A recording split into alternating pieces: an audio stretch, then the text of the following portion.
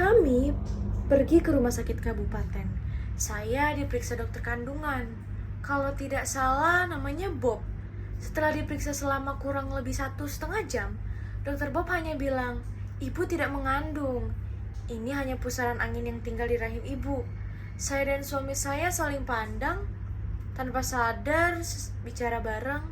Hanya angin yang tinggal di dalam rahim ibu. Masuk angin? Emangnya tidak masuk angin bias tinggal di rahim? Dokter Bob angkat tangan, lalu tiba-tiba perutku sakit. Dokter Bob hanya menyarankan kami pulang. Dia bicara apa yang bisa kami bantu. Wong kandungannya cuma pusaran angin. Kami pulang, saya kecewa sama dokter itu. Kemudian saya coba ke Kiai Mauludin di Botekan. Seorang kiai baik hati terkenal bisa ngobatin banyak penyakit yang aneh-aneh. Saya masih diantar suamiku. Kiai Mauludin diam tenang memandang kandunganku. Mulutnya komat kamit. Aku diberi air bening 1 gelas. Rasanya segar. Saya masih bersemangat sekali ketika disuruh menceritakan pengalamanku sebelum mengandung, yang kata orang kandungan memedih ini. Saya ceritakan bagaimana saya mimpi ketemu Raja Mojopahit, bagaimana dia mengajakku menikah, bagaimana dia mengajakku keliling kerajaan, dan akhirnya saya terbuai. Mungkin kurang kasih sayang suami penyayang Kang Kasmindo pendek umurnya. Sementara Mas Mardowo hanya mau saya kalau saya punya uang hasil panenan. Setelah itu habis di meja judi. Setelah itu Kiai Mauludin mendekatkan tangannya lalu menyentuh perutku. Dia diam tapi tampak seperti sedang mengobrol. Entah mengobrol dengan siapa. Setelah itu dia berkata, "Duk, Mas Mira anakku, kamu mendapat anugerah Gusti Allah. Kamu mengandung. Aku sudah bicara dengan bayimu. Dia bersedia lahir ke dunia. Nanti kalau bintang kemuskus datang, tunggu saja dengan sabar, banyak berdoa. Jangan dengarkan omongan yang bukan-bukan. Gusti Allah punya cara yang berbeda memberikan anugerah pada umatnya." Sejak itu saya semakin optimis. Saya percaya Kiai Mauludin tidak bohong. Saya yakin mengandung. Biarlah aku tunggu bintang kumuskul datang. Karena itu setiap malam aku bergadang di pekarangan rumah. Tidak terasa dingin, malahan gerah dan gairah menunggu bintang kumuskus datang.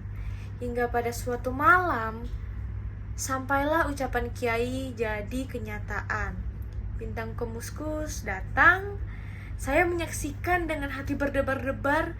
Jantung saya dak-dikduk karena tiba-tiba kandunganku bergolak. Seperti meronta-ronta, ada tinju-tinju kecil memukul-mukul dinding perutku. Aku segera berteriak memanggil-manggil Mas Mardowo. Mas Dowo, saya mau melahirkan."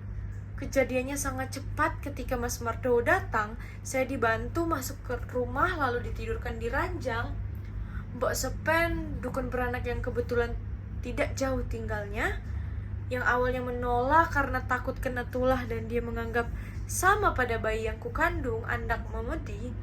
Tapi akhirnya setelah itu melihat aku tampak menahan sakit dan menangis-nangis sebagai tanda sebuah kelahiran, Mbok Sepen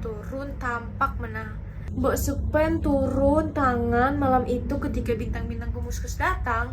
Saya melahirkan seorang bayi laki-laki, putra Mojopahit. Hanya sesaat tangisan bayi itu seakan-akan memanggilku, "Terima kasih ibu." Setelah itu bayi laki-laki yang belum kuberi nama itu meninggal. Kulitnya yang kuning, rambutnya yang hitam, senyumnya yang menarik itu. Malam itu juga bayi itu kuberi nama Sembodo yang artinya serba lengkap. Malam itu juga ia dimandikan di bawah cahaya bintang kumuskus, lalu dikafani dan dikubur di belakang rumah. Andainya saya tidak menangis. Malam itu juga saya bermimpi bertemu Raja Mojopahit, didampingi seorang anak persis Sembodo, tetapi berpakaian kerajaan. Raja Mojopahit itu berkata, "Mas Mirah, kamu wanita yang baik hati. Anak kita sudah kau lahirkan dengan hati yang tulus. Kau beri nama Sembodo. Anak ini memang bernama Kan Sembodo. Dan kamu, sejak sekarang orang-orang akan memanggil Mbok Pagedongan. Pagedongan artinya cerita dalang ketika wayang belum dikeluarkan. Bisa juga artinya pedoman. Kamu akan menjadi penolong sesama. Sejak saat itulah saya tak pernah bermimpi lagi. Tapi sejak itu pula saya mampu mengobati tetangga yang sakit. Orang-orang bicara getok tular pada berdatangan. Saya tidak mengobati, hanya memberi air kendi yang diberi mawar. Kesukaannya Sembodo.